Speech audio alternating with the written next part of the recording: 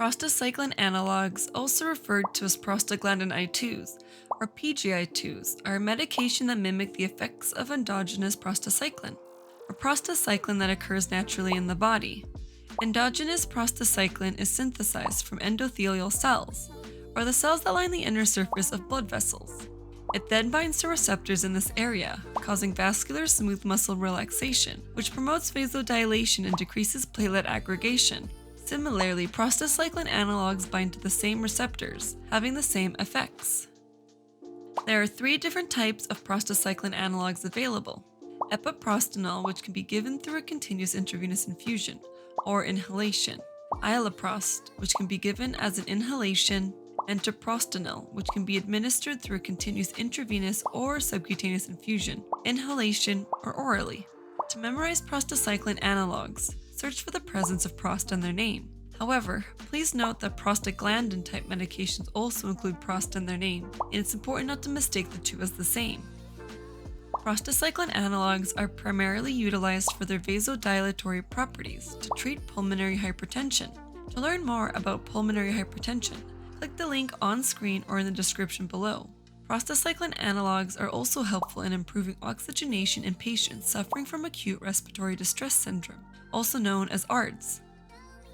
The adverse effects of prostacyclin analogs are generally dose-dependent and include dizziness, headaches, hypotension, syncope, nausea, diarrhea, flushing, myalgia or muscle pain, and jaw pain.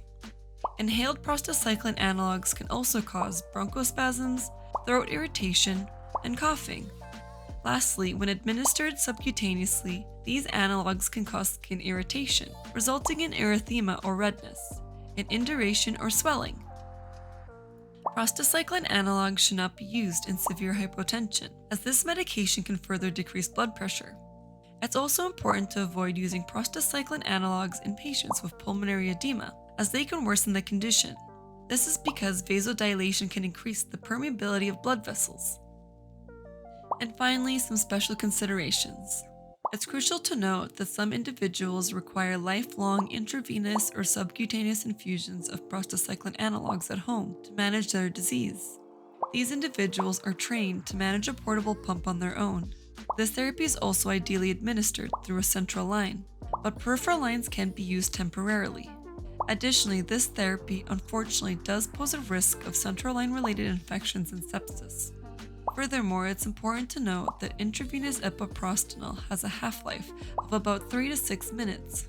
This is significant because if the infusion is interrupted for any reason, such as the pump failing, the infusion running dry, or the intravenous line becoming dislodged, it can be life-threatening.